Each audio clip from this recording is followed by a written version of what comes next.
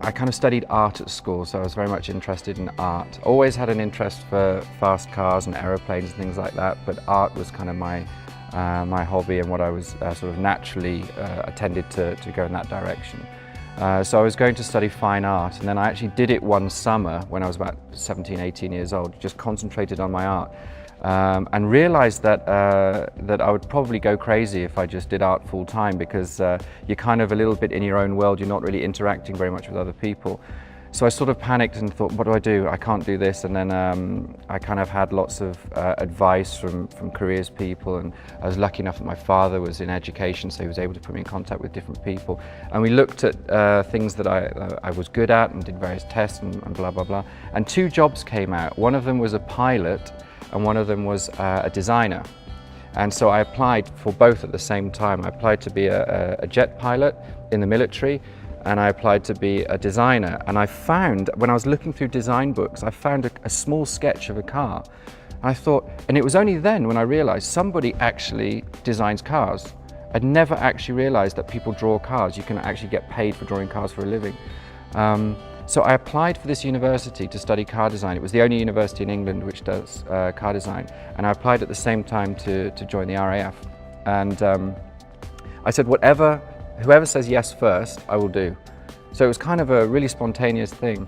And like a week later, I already had one interview with the RAF, and that was going well. I had a second one arranged. And then with the university for car design, they rang me up 2 weeks later and said, how much do you want to do it? And I said, oh yeah, of course, a lot. I'm really excited. And they said, oh, sorry, but the course is full. Maybe you can do it next year. I said, yeah, of course. All right, I'll do it next year. And then he said, well, actually, that was just a test. You're on the course. It is full, but you're on. And it was funny because I'd only sent some wildlife drawings. I did animal illustrations, and I sent off a couple of paintings as well. So nothing to do with car design. So then I joined a course of 70 guys who had known about this course of car design for years and years, and I'd only just discovered it a few days ago. And it was a big shock to the system, because I'd come from being at school, being well known for being a good artist and being fairly successful at something. And then I joined this course of car designers, or wannabe car designers, and I was the worst. And it was I remember ringing up my dad and saying, I'm not sure, I never give stuff up. I always, when I start something, I want to be the best. I'm very competitive, and I want to succeed. But this was almost too much, because the guys, they were already on such a high level. They'd studied car design before, actually. So, and for me, it was new. I didn't even know how to draw a car. I could draw a bird, but it wasn't very useful with car design. So I nearly gave it up. I remember ringing him up and saying, Dad, I'm not sure this is for me. You know, the level is so high, and maybe I should go back to just fine art. And he sort of said, stick with it, you know, see how it goes. It's early days. And I did, and it was really, I have to say, it was just hard work. You have to be talented as an artist to be a car designer, and now I actually teach car design as well. So I really encourage students to be good drawers, and that was what kind of got me through the initial stages, that I just relied on my art skills, my drawing skills. I got offered a really nice work placement with Land Rover at the time, which was then a very, very good placement to do. And then when I got to see professional designers working, it kind of opened my eyes, and I really saw how they think, how they explore different ideas, how they put them on paper, and then suddenly I improved and kind of thought, yeah, maybe I can do this. When I was, just before I was about to study art, I thought, actually, I'd like to be a racing driver. As naive and as stupid as that sounds, of course, now I'm a little bit more aware of, you know, a racing driver requires, firstly, talent, which I didn't have. Secondly, money. Thirdly, then it's their whole lives. I was 17 years old and thought, I'm going to be a racing driver. So I wrote to every Formula One team. It's so stupid now saying it, it's really embarrassing, but I did. And it's like, I wrote a letter explaining my passion for Formula One, and could I please be a racing driver for your team? As silly as that sounds. And almost every team wrote back to me, and I got 16 rejections. They all said, of course, no, you can't become a racing driver for us. But some of them offered different directions as to how I could get into Formula One, maybe by studying aerodynamics. You could become an engineer or a mechanic or something. So it was kind of interesting, but obviously I was very naive in doing that. But the sort of the irony of it all is that I was very lucky to be in the right place at the right time, and as I mentioned, designed the SLS, and it's funny because the SLS is the car that leads the Formula One cars on the first lap, and it's the safety car in Formula One. So every time there's an accident on the TV, you see the SLS leading the pack, and it gives me quite a strange feeling to see a car which was a very, very personal project. I mean, it was a really special project to do, and a privilege to be part of that project. And to see that car leading all the Formula One cars, and I actually wanted to be in one of those cars driving. And it's kind of interesting how it kind of swings and roundabouts everything. In the end, works out somehow. And interesting story anyway.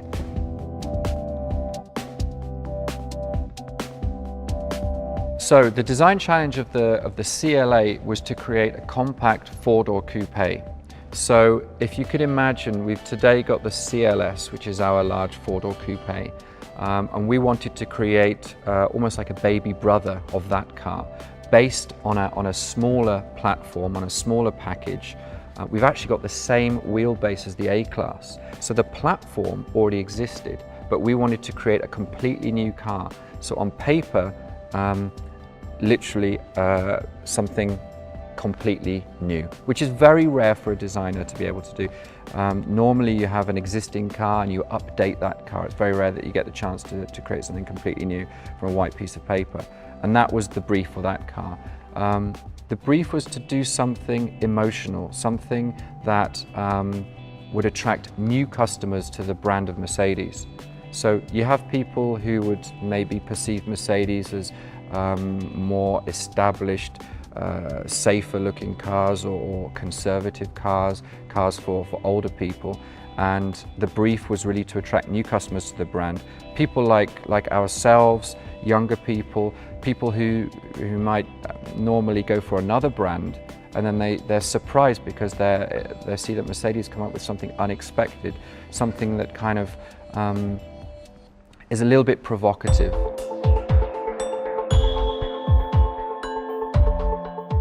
How I want people to react when they see this car is to look twice, is to not look at the car and then look away and look at other cars.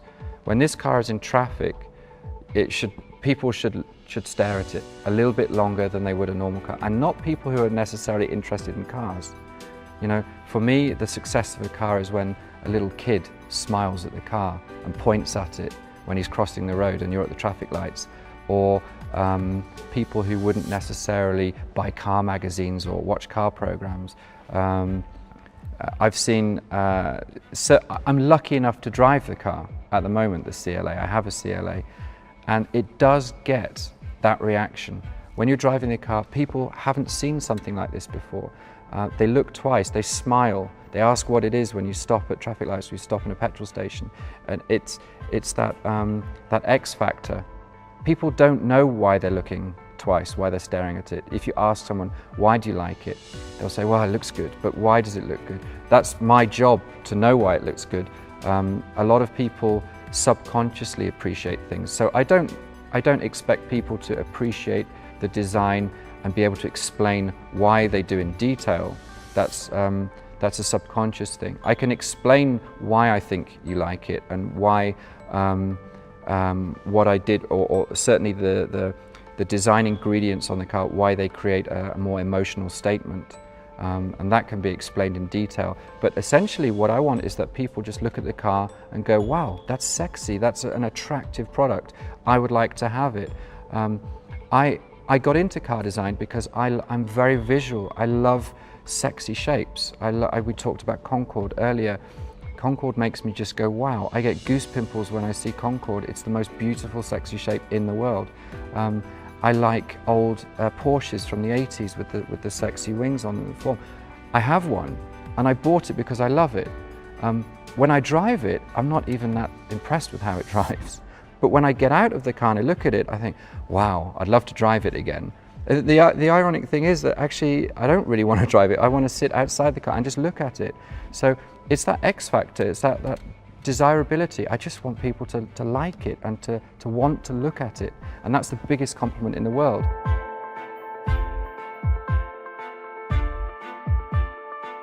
Design of the CLA was very much inspired from nature. We had a lot of inspirational images on the wall when we were doing our initial sketches. And also when we went to the clay stage, when we went to 3D, we very much looked at the way wind sculpts sand. So sand dunes, how you get in the desert, you get these very, very large sand dunes, which are very soft and flowing, concave and convex shapes. And then as the sand hits the top, as the wind hits the top of the sand dune, you get this very defined edge. So there's this sort of contrast between the soft, sculpted sand dunes and the defined edge which the wind creates as it hits the top of the sand dune. And you can see that actually on the surfacing of the CLA. We did originally introduce that sort of form language on the A-class. We developed it on the CLA, so the CLA isn't exactly the same design. We have evolved the surfacing. We've created slightly different sections in the bodywork of the car, but that inspiration came from nature, came from looking at images of sand dunes, of how the wind creates snow drifts, and you get these very, very soft, very, very beautiful forms, and then this contrasting sharp edge that runs around them. That's why they look so special. As I said before, just soft shapes maybe looks initially interesting but lacks tension, but snow drifts, sand dunes, the way wind creates beautiful sculpture is very inspirational for car design, for surfacing on the car. We look at nature, we look at animals, we look at I mentioned earlier, the eyes of the car, the headlights. We look at birds and the way they've got this sort of focused stare, this sort of sense of aggression and purpose in their look. That's also something which is often used as a form of inspiration. In terms of my personal inspiration, I'm really a visual person. I cannot stop analysing things and taking things in. I'm happy sat down on my balcony looking at the clouds. I can do it all afternoon. I don't need anything else. I just read shapes and things. I've always been like that. So my experiences are what inspire me. Going out in an evening and having a fantastic night out puts me in a certain mood, which means that when I sit down and I sketch, the lines that I sketch are different to the lines that I would sketch if I'd been having a lazy week and not doing anything. If I'm feeling sad or upset about something, sometimes I'll create some of the nicest shapes. So my mood inspires me. The lines that you create by moving your wrist on a bit of paper, they are different depending, or with me certainly different depending on what mood I'm in. So emotions can inspire me. As I said, nature is a massive form of inspiration. It sounds like a cliche that a designer is inspired by the eyes of an owl or something, but it's not. I look at sharks. I'm hugely inspired by sharks. Recently I was lucky enough to do shark diving, and when you see the shark in the water, and it's got such a timeless shape, by timeless I mean so pure, so it moves effortlessly. A shark moves you don't see it flapping its fins or trying to go fast. It just glides through the sea effortlessly. It's a timeless, pure shape, and it's not just round with no definition.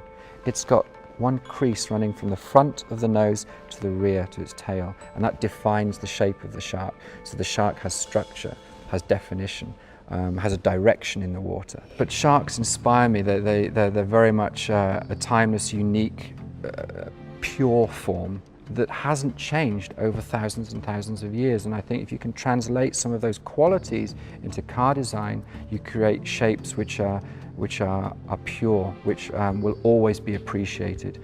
And nature is a massive form of inspiration. Aircraft are also something which I am continuously amazed by when I see aircraft. And the ironic thing is that nature and aircraft, both of them aren't designed. Nature is something which evolves over time, which is nothing designed by humans. Aeroplanes, they're not designed, or let's say they're not styled. They're engineering led, they're created by aerodynamicists in a wind tunnel, yet they're some of the most beautiful designs that we have. If you look at Concorde, even if someone was to produce Concorde now, it would look modern, it would look from another planet. It's beautiful, and it looks initially very simple, but if you look at the section of the wings, they've got a flow like a bird. When you see a bird just gliding, the wings are not straight, they've got curvature, very subtle curvature, which do lots of little subtle tricks to the air to keep that bird in the air. If you look at the wings of Concorde, they're not just a triangle, they've got subtle shape. They fall like the feathers of a bird when it's gliding. And that's a sort of, that adds to the beauty of it. So it's a simple shape with beautifully executed surfaces, but no stylist produced that aeroplane. No stylist drew it and thought, that's a sexy plane, let's make it like that. It was created by aerodynamicists in a wind tunnel. I was lucky enough to go to a museum where I saw all the prototypes of Concorde before it was the final design. And it's really interesting when you look at them that the final design, which was the most efficient design and the fastest design, was by far the sexiest design, by far. They were very awkward shapes, very forced shapes that didn't have a natural flow to them, and yet Concorde, the final thing that came out, was by far the most attractive, beautiful design. And that is an inspiration for me, and not just on one car. That will always inspire me. I will always fall back on nature, on sharks, on aeroplanes, on aircraft, on my stomach, which is creating noise. Yeah, but they're a massive form of inspiration. I'm very, very visual. Sports cars, other car companies inspire me. I've got massive respect for what our competitors do. And I don't think there's anything wrong in saying that. Some of our competitor cars look fantastic, but then I question, why do they look fantastic? Can I learn something from that? Can we reinterpret things that we see? So anything that I look at inspires me. Conversations inspire me, moods inspire me, the weather inspires me, the shapes of clouds, landscapes are incredibly inspiring. Everything. I'm really like a sponge visually, and personally, there's nothing that doesn't inspire me. But there's certain things that I always fall back on. A cat, a big cat, a lion, the way it's got this confident walk when it's stalking its prey, and this focused stare, and its head doesn't move. It's a focused stare. That tension in the body to make the head so still, and yet this whole body is moving. If you can create that sort of tension in a car, you create a car that's ready to explode. If you see a supercar on the road, you often won't see a supercar being driven fast. You'll see cheaper, smaller cars being driven fast, but a supercar won't. And the reason is, it's almost like a shark or like a lion, because they don't have to. Because 99% of the time, they're relaxed, they're easygoing, they don't need to. But when they want to, they explode and they get their prey. They get what they want because they can do it. And that sort of quality of being so sure of yourself, so self-sure, and so so powerful, but you don't have to express it all the time. The way you look shows, communicates to other people, you are powerful.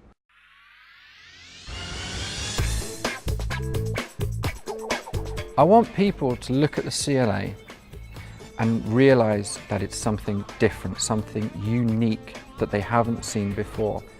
Ultimately, something good looking, something desirable, where they go, wow.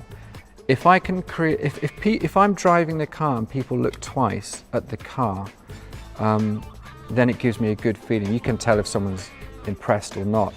And I just want that simplest of reactions, that people look at it and go, wow, that's a bit different. And then they look at it again and that looks good. That looks good, and it makes you want it more. When you like the way something looks, you want to like it more. Your emotional connection is already there. And that's a big part of selling something, is that X factor, that wow factor. And I want that. I want people to walk by and look twice. Maybe they weren't even going to go for that car. Maybe they were going to buy something else, and they see it driving by, or they see it in the window of a dealership and they go, wow, that looks different. That's a bit unexpected. Look at the surfaces. They might not even know why. I don't expect people to appreciate it on an intellectual level, but just to go, wow, that's cool. I really like that. Maybe I should have a test drive and see if I can, maybe I can get one of those or something.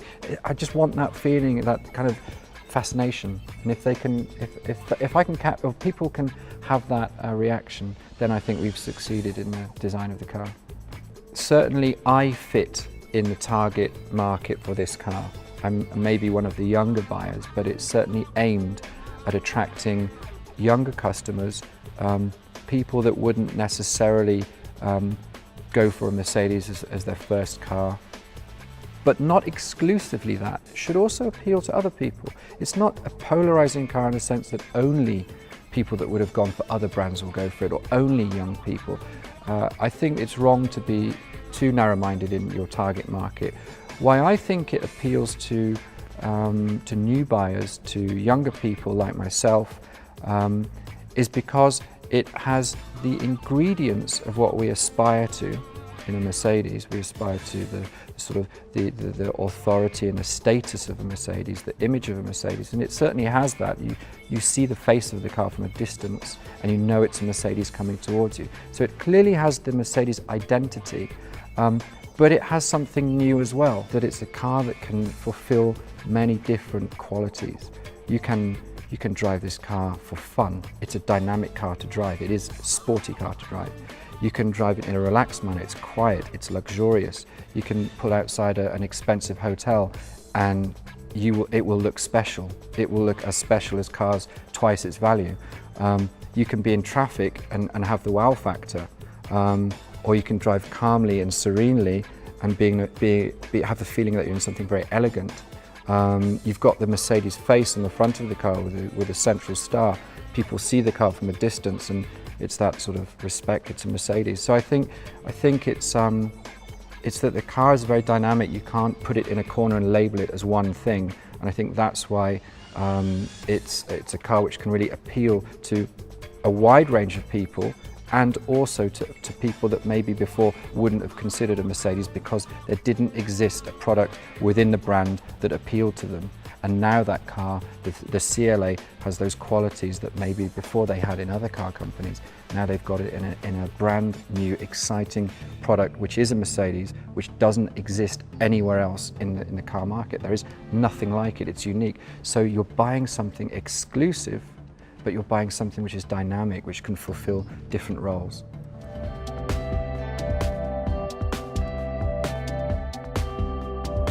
The best or nothing is a very powerful statement to make, and you can very easily lose by making such a statement. I see the positives of that statement as our goal is to make the best cars, and what a brilliant aim to have. What a great thing that we're trying to achieve, what a difficult thing that we're trying to achieve. My goal as a designer is to make the most attractive cars. I want other designers from other companies coming up to me on the stand at a motor show and saying, really respect, it looks good, you've done a really good job, and that feeling is fantastic. The best or nothing is a strong statement, it's a very powerful statement. You can live or die by this statement. It's dangerous, but what's good about it is that it focuses everyone's attention on achieving one goal, the best. Look at the benchmark competition. Where are they better than us? And let's be better than them in that area, and keep on, and it keeps us on our toes.